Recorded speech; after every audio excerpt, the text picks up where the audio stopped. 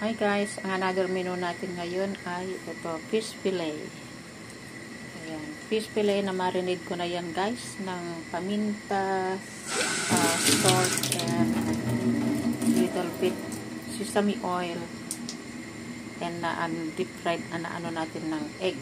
Dinagyan natin ng egg guys. Tapos dito natin siya i-deep fried itong fried powder. So, ayan yung ingredients niya. May pineapple, 3 kinds of bell pepper, and onion. Ito yung sweet and sour.